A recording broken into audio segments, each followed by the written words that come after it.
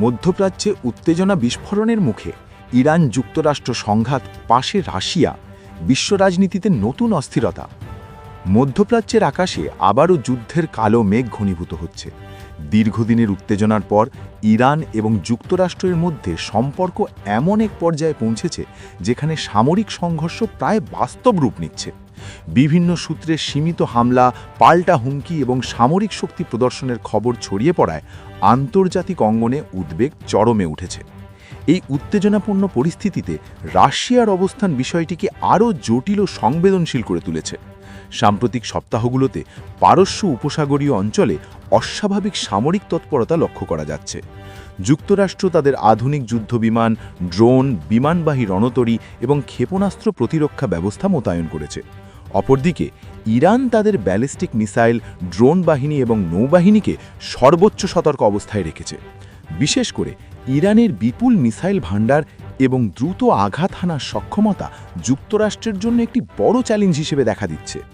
বিশ্লেষকদের মতে এই সংঘাত হঠাৎ করে তৈরি হয়নি, বরং এটি বহু বছরের রাজনৈতিক, অর্থনৈতিক এবং সামরিক দ্বন্দ্বের ফল।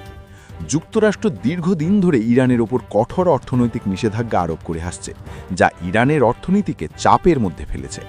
অন্যদিকে ইরান অভিযোগ করছে এই নিষেধাজ্ঞা তাদের সার্বভৌমত্বে হস্তক্ষেপ এবং জনগণের উপর অন্যায় চাপ সৃষ্টি করছে। ফলে দুই দেশের মধ্যে অবিশ্বাস এবং উত্তেজনা ক্রমাগত বেড়েই চলেছে। এই প্রেক্ষাপটে রাশিয়ার ভূমিকা বিশেষভাবে গুরুত্বপূর্ণ হয়ে উঠেছে। রাশিয়া সরাসরি যুদ্ধে জড়িত না হলেও তারা ইরানের প্রতি কৌশলগত সমর্থন দিচ্ছে বলে আন্তর্জাতিক মহলে আলোচনা চলছে। অনেক বিশ্লেষক মনে করেন রাশিয়া এই পরিস্থিতিকে পশ্চিমা শক্তির প্রভাব কমানোর একটি সুযোগ হিসেবে দেখছে। ফলে তারা কূটনৈতিক সমর্থন, মানবিক প্রযুক্তি সহযোগিতা এবং আন্তর্জাতিক মঞ্চে ইরানের পক্ষে অবস্থান নিতে পারে। মধ্যপ্রাচ্যের এই উত্তেজনা বিশ্ব অর্থনীতিতেও বড় প্রভাব ফেলতে শুরু করেছে। হরমুজ প্রণালী, যা বিশ্বের অন্যতম গুরুত্বপূর্ণ তেল পরিবহন রুট, সেটি এই সংঘাতের কেন্দ্রবিন্দুতে রয়েছে। যদি এই রুটে কোনো ধরনের সামরিক বাধা সৃষ্টি হয়, তাহলে বিশ্বব্যাপী তেলের সরবরাহে বড় ধরনের সংকট দেখা দিতে পারে। ইতোমধ্যেই আন্তর্জাতিক বাজারে তেলের দাম অস্থির হয়ে উঠেছে এবং অনেক দেশ ভবিষ্যৎ নিয়ে শঙ্কিত। সামরিক বিশ্লেষণে দেখা যায় যুক্তরাষ্ট্র প্রযুক্তিগতভাবে অনেক এগিয়ে। তাদের আধুনিক যুদ্ধবিমান, স্টেলথ প্রযুক্তি, স্যাটেলাইট নজরদারি এবং বৈশ্বিক মানবিক ঘাঁটি রয়েছে। অন্যদিকে ইরান সরাসরি শক্তিতে পিছিয়ে থাকলেও তারা গেরিলা কৌশল, আঞ্চলিক মিত্র এবং বিপুল মিসাইল শক্তির মাধ্যমে প্রতিরোধ গড়ে তুলতে সক্ষম।